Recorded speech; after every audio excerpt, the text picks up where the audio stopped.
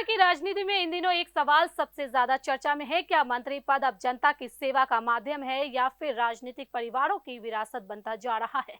राष्ट्रीय लोक मोर्चा के प्रमुख उपेंद्र कुशवाहा अपने बेटे और बिहार सरकार के मंत्री दीपक प्रकाश की कुर्सी बचाने के लिए दिल्ली दरबार में सक्रिय दिखाई दे रहे हैं।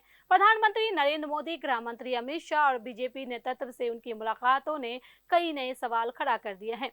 लेकिन सबसे बड़ा सवाल यह है कि जब लाखों युवाओं को नौकरी और अवसर के लिए संघर्ष करना पड़ता है, तब राजनीतिक परिवार में मंत्री पद इतनी आसानी से कैसे पहुंच जाता है। आखिर जनता को इससे क्या मिलता है। आदाब, नमस्कार, आप देख रहे हैं मंथन टुडे। मैं हूं आपके साथ उज़मा।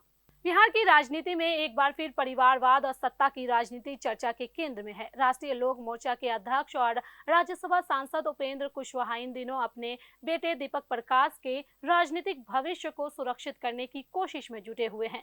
दिल्ली में आयोजित एनडीए की बैठक के दौरान उन्होंने प्रधानमंत्री नरेंद्र मोदी, केंद्रीय गृह मंत्री अमित शाह और बीजेपी के शीर्ष नेताओं से मुलाकात की। यह मुलाकात ऐसे समय में हुई है जब उनके बेटे दीपक प्रकाश को बिहार विधान परिषद चुनाव में एनडीए उम्मीदवार नहीं बनाया गया। इसी वजह से उनका मंत्री पद खतरे में पड़ता नजर आ रहा है। दरअसल दीपक प्रकाश वर्तमान में बिहार सरकार में पंचायती राज मंत्री हैं, लेकिन वे ना तो विधायक हैं और ना ही विधान परिषद के सदस्य हैं।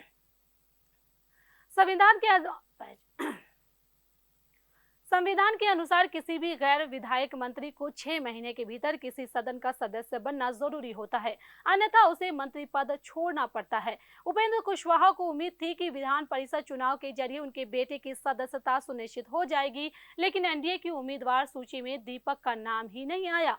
यहीं से शुरू हुई राजनीतिक बेचैनी। लेकिन यहाँ पहला बड़ा सवाल उठता है, क्या किसी राजनीतिक दल का प्रमुख बेटे को सीधा मंत्री बनवा सकता है?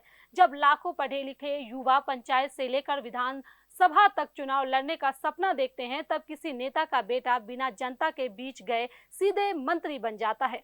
क्या यह लोकतंत्र की भावना के अनुरूप है? पिछले साल जब एनडीए सरकार बनी, तब उपेंद्र कुशवाहा अपने बेटे दीपक प्रकाश को मंत्री बनाकर सभी को चौंका दिया था। उस समय भी विपक्ष और कई राजनीतिक विश्लेषकों ने सवाल उठाए थे कि पार्टी में क्या कोई और योग्य नेता नहीं था? क्यों मंत्री पद का लाभ परिवार के भीतर ही सीमित रहा? क्या बिहार की राजनीति में परिवारवाद केवल दूसरे दलों की समस्या है या फिर हर दल में यह समान रूप से मौजूद है? जब चुनाव आते हैं तो राजनीतिक दल परिवारवाद के खिलाफ बड़े बड़े भाषण देते हैं, लेकिन सत्ता मिलने के बाद मंत्री, सांसद और विधायक के पद अक्सर परिवार के सदस्यों तक ही क्यों पहुंच जाते हैं?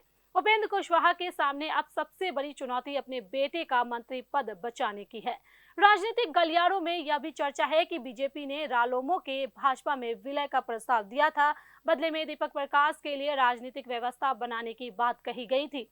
हालांकि इन चर्चाओं की कोई आधिकारिक पुष्टि नहीं हुई, लेकिन अगर ऐसी चर्चा सच भी हो तो यह सवाल और बड़ा हो जाता है। क्या राजनीतिक दलों का अस्तित्व अब विचारधारा से ज्यादा पद और टिकट की राजनीति तक सीमित हो गया है? क्या छोटी पार्टियां जनता के मुद्दों के लिए गठबंधन करती है या फिर अपने नेताओं और उनके परिवारों के राजनीतिक भविष्य के लिए?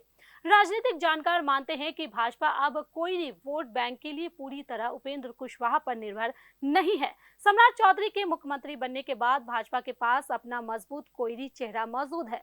ऐसे में उपेंद्र कुशवाहा की राजनीतिक उपयोगिता पहले जैसे नहीं रह गई है। यही कारण है कि दीपक प्रकाश को एमएलसी बनाने की मांग को भी वह महत्व नहीं मिली जिसकी उम्मीद की जा रही थी। और अब सबसे अहम सवाल, आखिर इस पूरी राजनीतिक कवायद से आम जनता को क्या मिला?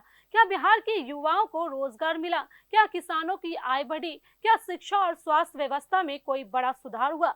या फिर पूरी राजनीति केवल इस बात पर केंद्रित हो गई कि कौन मंत्री रहेगा और किसकी कुर्सी बचेगी? जनता ने वोट विकास के लिए दिया था या राजनीतिक परिवार के भविष्य को सुरक्षित करने के लिए? उपेंद्र कुशवाहा अपने बेटे की कुर्सी बचाने में सफल होंगे या नहीं, इसका जवाब आने वाले दिन में मिल जाएगा। लेकिन इस पूरे घटनाक्रम ने एक बार फिर भारतीय राजनीति के उस पुराने सवाल को जीवित कर दिया है, क्या लोकतंत्र में अक्सर जनता के लिए बराबर है या फिर सत्ता के गलियारों में परिवारवाद आज भी सबसे मजबूत योग्यता बना हुआ है? और सबसे बड़ा सवाल, जब नेता अपने बेटे को मंत्री बनाने की लड़ाई लड़ते हैं, तब आम जनता की लड़ाई कौन लड़ता है? तो चलिए फिलहाल इस खबर में बस इतना ही। बिहार की ऐसी ही राजनीतिक खबरों के लिए बने रहिए मंथन टुडे के साथ। साथ ही हमारे चैनल को लाइक करें, सब्सक्राइब करें, फॉलो करें और निष्पक्ष पत्रकारिता देखना है तो देखते रहे मंथन टुडे। बहुत बहुत शुक्रिया।